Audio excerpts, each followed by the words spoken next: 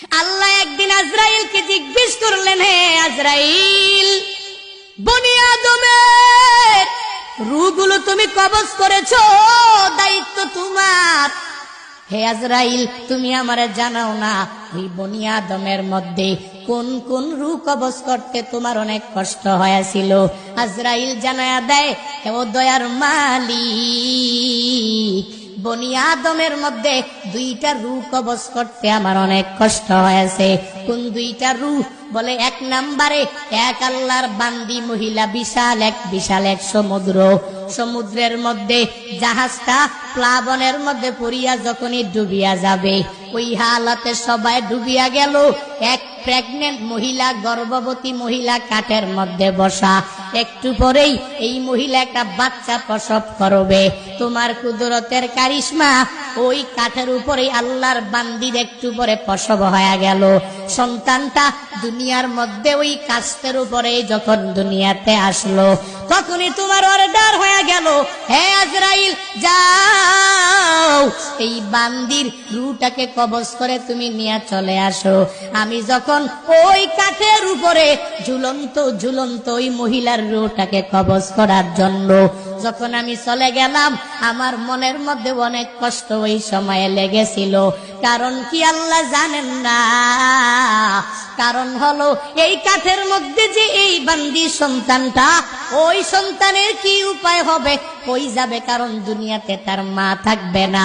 মা ছাড়া সন্তানেরা যেই পরিমাণ পাগল পারা হয়ে যাবে, হে বান্দারা, ওই হসপিটালের বেডের মধ্যে গিয়া দেখবেন, ওই জায়গার মধ্যে কত মায়েরা ডেলিভারির সময় দুনিয়া থেকে বিদায় নিয়ে চলে গেল। সন্তানেরা কত কষ্ট করে লালিত পালিত হয়ে গেল, কারণ দুনিয়াতে মা নাই। মা ছাড়া সন্তানটা দুনিয়াতে টিকে থাকতে পারে না। 70 বছরের ওই মুরব্বী নিজের মা হারাইয়া কান্দে, চোখের পানি ফালায়া, ওই বাবা হারাইয়া কান্দে। কারণ বান্দা তো জানে আমার নাতি নাতনির অভাব নাই, এই দুনিয়াতে আমার ছেলের অভাব নাই, এই দুনিয়াতে আমি সব কিছু দুনিয়াতে পাইয়া গেলাম, এখন আমার কোনো কিছুর অভাব নাই। কিন্তু আমার মা ছাড়া আমার এতিম অবস্থা হয়ে যায়, আমার বাবা ছাড়া আমার এতিম অবস্থা হয়ে যায়। সন্তানটা বড় হয়ে গেল, এরপরেও মা ছাড়া চলতে পারে না। মা যার নাই, মনে হয় ঘরের মধ্যে কোনো একটা নাই। যার বাবা নাই, ওই বান্দা পূর্ণাঙ্গ ভাবে বলতে পারে, মনে হয় ঘরের মধ্যে টাকা আছে, সন্তানেরা আছে, বউ আছে, স্ত্রী আছে, পুত্রবধূ আছে, বাবা নাই, মানে ঘরের মধ্যে কোনো একটা মানিক নাই। ওই যে মহিলাটা বাচ্চা প্রসব করলো, আজরাইল বলে, আল্লাহ, ওই মহিলার রূহটাকে কবজ করে আমি যখনই নিয়ে আসব, তখন মনে আমার অনেক কষ্ট লেগেছিল। কেন জানেননি? কারণ এই সন্তানের উপায় কি হবে এই চিন্তা ভাবনা করিয়া। কারণ আপনার আদেশ আমার মানাই লাগবে, কারণ আল্লাহর আদেশের উপরে অন্য কোনো কিছু করা যাবে না। আপনার আদেশ মানা লাগবে, নির্ধারিত টাইমের মধ্যে রূহ আমার কবজ করা লাগবে। কারণ আমি আপনার কমান্ড অনুযায়ী যেই সুন্দরভাবে চলাফেরা করি। আজরাইল তো কারো কাছ থেকে বান্দা অনুমতি নেয় না, শুধু নিয়েছেন নবীর কাছ থেকে। আল্লাহ আজরাইলকে নবীর কাছে পাঠিয়েছিলেন, হে আজরাইল, যাও নবীর কাছে তুমি দৌড়ায় যাও, ওই নবীর রূহটাকে কবজ করার জন্য। নবী যদি অনুমতি দেয়, তাহলে অনুমতি দিলে রূহটাকে কবজ করবা।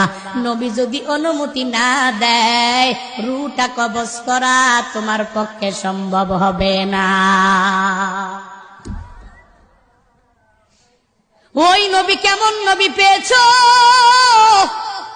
যেই নবীর রূহটাকে কবজ করার জন্য আল্লাহ আজরাইলকে পাঠাইলেন, আর বললেন, নবী যদি অনুমতি দেয় তাহলে কবজ করবা, নবী যদি অনুমতি না দেয় তাহলে কবজ করতে পারবা না।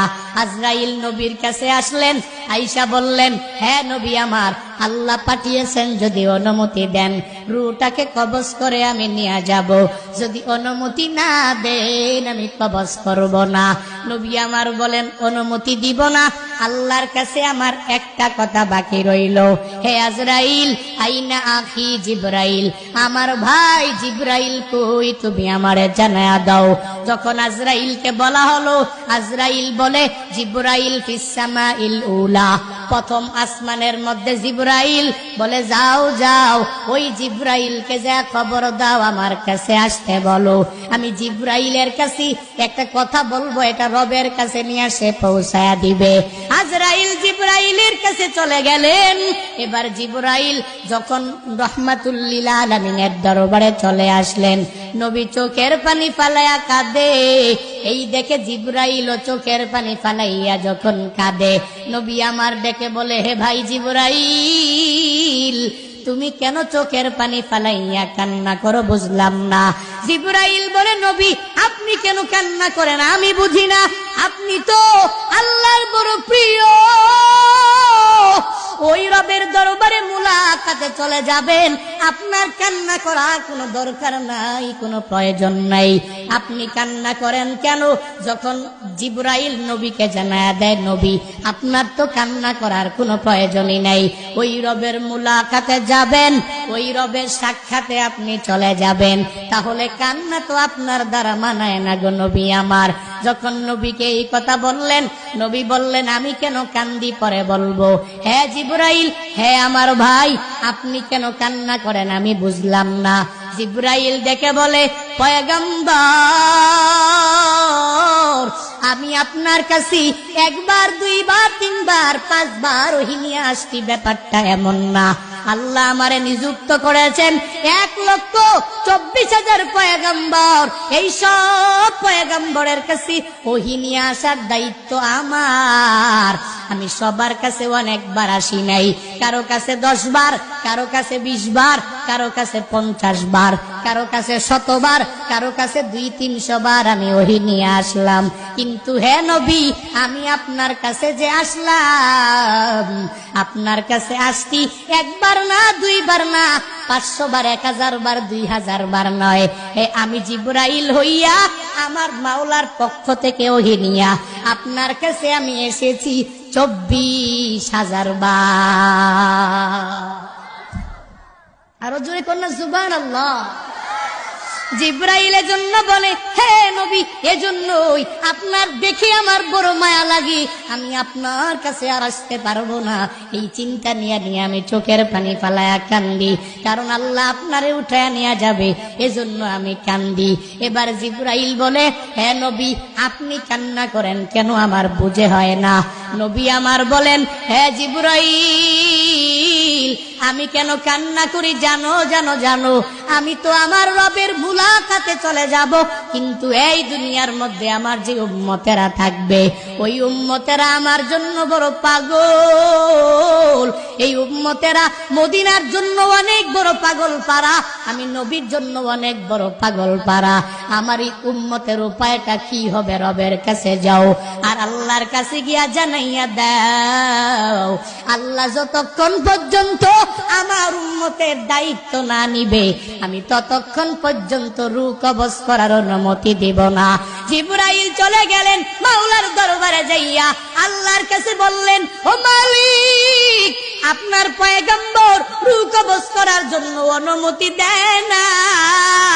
ও আল্লাহ, যদি আপনি আপনার নবীর উম্মতের জিম্মাদারি যদি না নেন, তাহলে রূহ কবজ করার অনুমতি আপনার নবী দিবে না।